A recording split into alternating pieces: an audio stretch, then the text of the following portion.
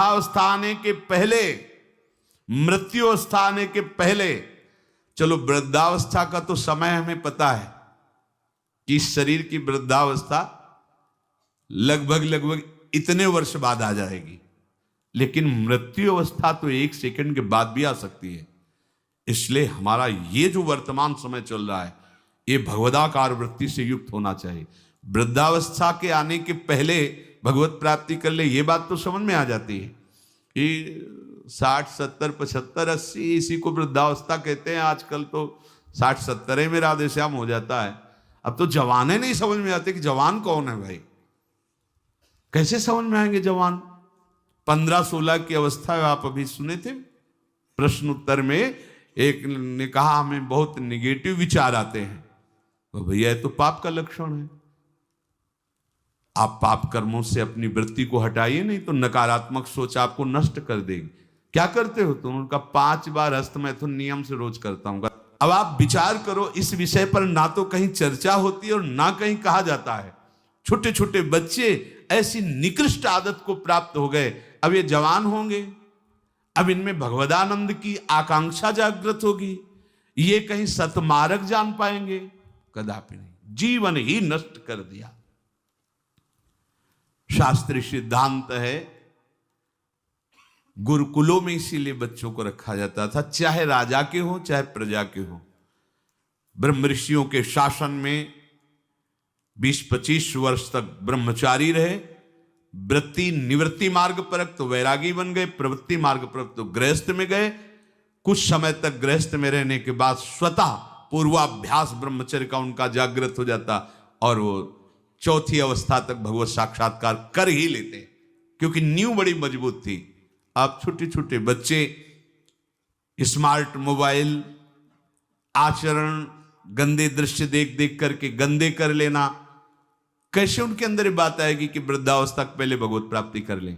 जरूरत ही नहीं भगवत प्राप्ति की, उनको आकांक्षा ही नहीं, जानते ही नहीं भगवत प्राप्ति क्या है, क्यों करना चाहिए। वो बस वो चाहते हैं, जो दृश्य देखते हैं वही करना चाहते हैं, जो सुनते हैं, जो बोलते हैं वही चिंतन होता। जीवन एकदम नरक बन जाता है।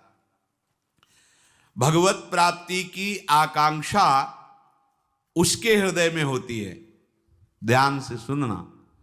पर नारी पर पुरुष त्याग कर, सेवन करो शुद्ध गृह धर्म, निज पर धर्म नाश के साधन, करो कभी भी नहीं कुकर्म।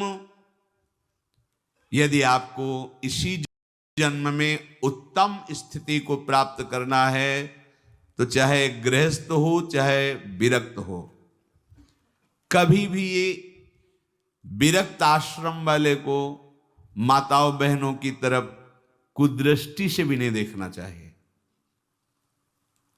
कुदृष्टि भोग भावना।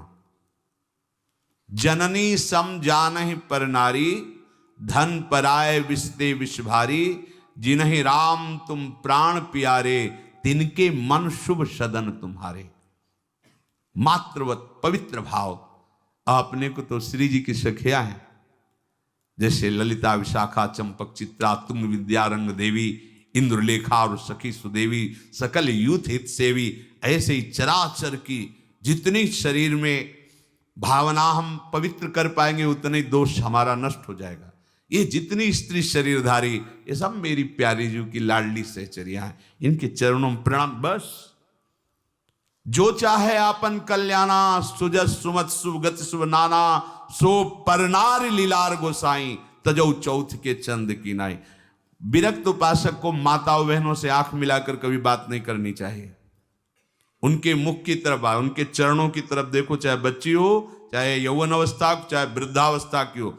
विरक्त साधक को कभी एकांत में माताओं बहनों से संभाषण नहीं करना चाहिए। बीच में किसी को डाल और दूसरा साधक हो खड़ा हो जाए, नहीं बाहर निकलो। बाहर अगर बात ही करनी तो मैदान में करो खड़े होकर के। और क्या बात करनी है?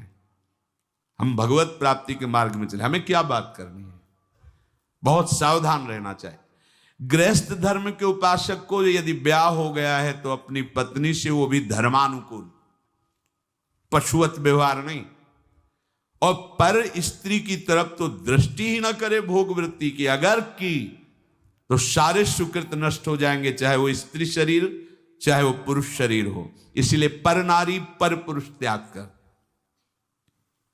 पर ये सत्संग जिनके कानों में नहीं पहुंचता है, शास्त्र स्वाध्याय नहीं करते, वो इसे मनोरंजन समझने लगे, इसे धर्म नहीं समझते, वो इसे मनोरंजन समझ। क्या इसमें बिगड़ जाता है?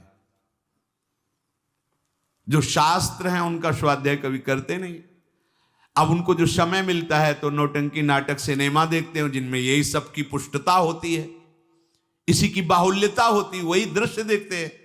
ना तो कभी भगवत प्रेमी महात्माओं की चरण रज में बैठ करके सत्संग सुना, ना शास्त्र स्वाध्याय किया, तो मनमानी आचरण बढ़ते रहते। कैसे भगवत प्राप्ति की बात आएगी कि जरा मरण मोक्षाय।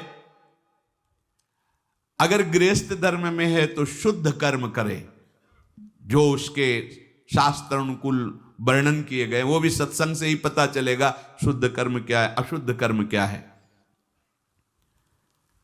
जो दूसरे के धर्म का नाश करता है, कुकर्म करता है, वो कभी साधन मार्ग पर कैसे चलने की सोच सकता है? अगर कहीं उनके अंदर थोड़ी श्रद्धा भी बनती है तो भूत प्रेत की पूजा करता, करता जो तामस व्यवहार, अंडे मांस शराब उड़ाता, चोरी का करता व्यापार, रखता मन में वैर द्वेष मद, करता जो हिंसा व्यभिचार, होता घोर प्रेत वो, पाता असहनीय यातना अपार।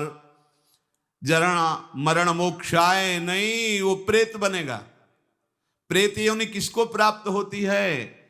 तो बोले जो भूत प्रेतों की पूजा करते हैं, जो अंडा मांस शराब ये सब खाते पीते हैं, दूसरे के धन को जो चोरी करते हैं, मन में वैर द्वेष अहंकार रख करके जो हिंसा करते हैं, और पर स्त्री से जो व्यभिचार करते हैं, वो घोर प्रेत योनि को प्राप्त होता है। इसका प्रमाण धुंधकारी है, पढ़ के भागवत में देख लेना।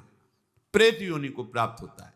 ऐसे प्रेत स्वभाव वाले कैसे जरा मरण मोक्षाय के मार्ग का अवलंबन लेंगे?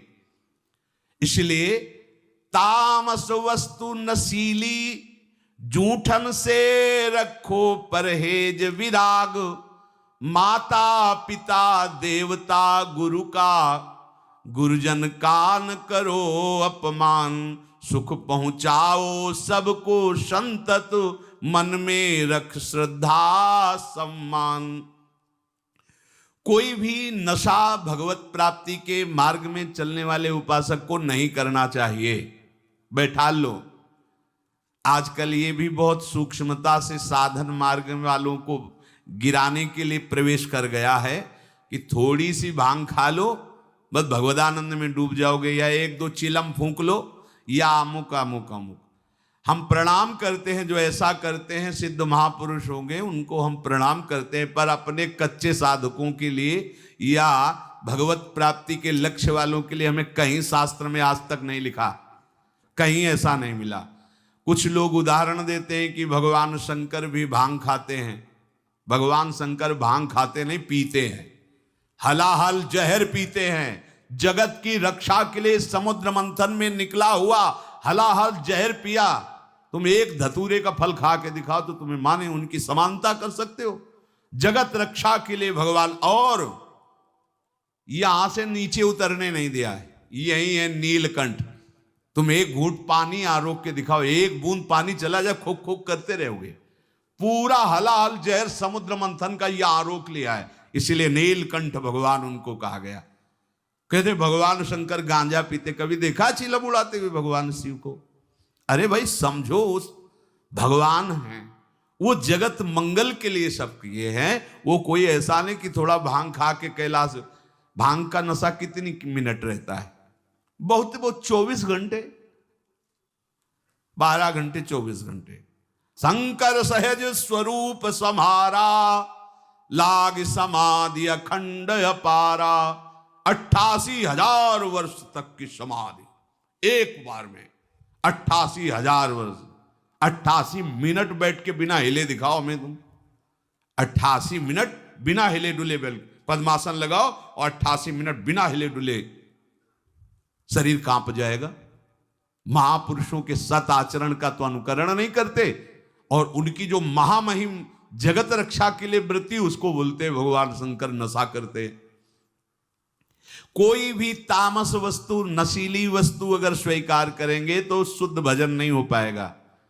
इसलिए जो कर रहे हैं वो सिद्ध है, हम प्रणाम करते हैं। हमारा निषेध करने का कोई बल ही नहीं है। शास्त्र कह रहा है तामस वस्तु नशीली कोई भी नशा नहीं होना चाहिए साधक के जीवन में। जूठन से रखो परहेज। गुरु की, आराध्य देव की जूठन के सिवा जीवन में किसी और की जूठन नहीं पानी चाहिए। सब सवै संत गुरुदेव हैं, व्यास या प्रतीत भगवत प्रेमी महात्माओं की जूठन के लिए तो आदेश दिया है, जूठन ले पावे सदा। जो गृहस्थ में हैं, माता पिता वयो वृद्धों को भगवान का स्वरूप मानकर उनका आदर करे। बड़ा क्रूर स्वभाव होता जा रहा है। नवयुवक जन है, अपने वृद्ध माता पिता को कटु वचन बोलते हैं, यहां तक कि उनके ऊपर हाथ भी छोड़ देते हैं, मारने पीटने तक पर। सोचो तुम्हारी गति क्या होगी। जो भगवत स्वरूप माता पिता, जिनकी चरण आराधना करने पर भगवान की प्राप्ति हो जाती। पुंडरीक जी ने अपने माता पिता की आराधना की तो भगवान विट्ठल उनको दर्शन देने बिना चाहे आ गए।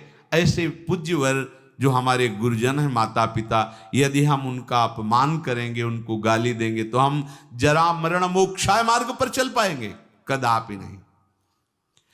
और सदगुरुदेव की अवहेलना, फिर तुम्हें परमार्थ की पगडंडी मिल जाएगी? कदापि नहीं। सुख पहुंचाओ सबको, संतत मन में रख श्रद्धा सम्मान। सब में भगवत भाव कर कर सुख देने की भावना। बुरे संग का, बुरे व्यसन का कभी न रखो मन में मोह। काम लोभ को छोड़ करो, सब जीवों पर स्वाभाविक छो। जैसे कर्म किए जीवन भर, जैसे मन में रखे विचार। अंतकाल भाव मनुज का होगा उसके ही अनुसार। बहुत सुंदर बात कह रहे हैं पूज्य भाई जी महाराज। यदि तुम बुरा संग करोगे, बुरा नशा करोगे, बुरे